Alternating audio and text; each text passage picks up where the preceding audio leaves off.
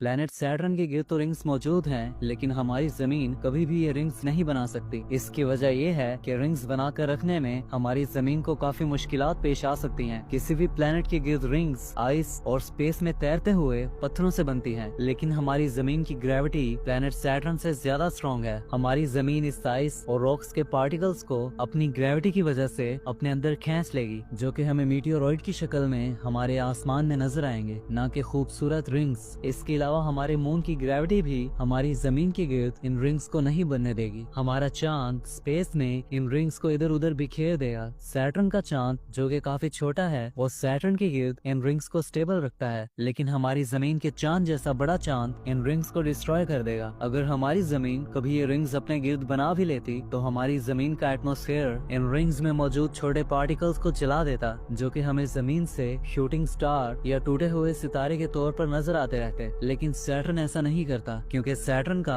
कोई एटमॉस्फेयर ही नहीं। इसके अलावा हमारी जमीन प्लेनेट सैटर्न की निस्बत सूरज के ज्यादा करीब है, तो हमारी जमीन तक सोलर विंड्स प्लेनेट सैटर्न की निस्बत ज्यादा तेज पहुंचती हैं। तो सूरज की ये सोलर विंड्स हमारी जमीन के गिर्द मौजूद इन रिंग्स को कुछ ही अरसे में खत्म कर देती, लेकिन क्योंकि सैटर्न तक सोलर विंड्स इतनी ज्यादा स्ट्रॉन्ग नहीं पहुंचती, इसलिए ये विंड्स सैटर्न की रिंग्स को डिस्टर्ब नहीं करती। अगर फ्यूचर में कभी ऐसा हो कि एक बहुत बड़ा एस्टेरॉइड हमारी जमीन से आकर टकरा जाए और इसका मलबा आउटर स्पेस में जाकर हमारी जमीन के गिर्द एक रिंग की शक्ल में घूमने लगे, लेकिन फिर भी कुछ मिलियन सालों के बाद ये रिंग्स हमारी जमीन के गिर्द से खत्म हो जाएंगी, तो इससे एक चीज तो समझ आती है कि हमारी जमीन अपने गिर्द रिंग्स को नहीं रख सकती।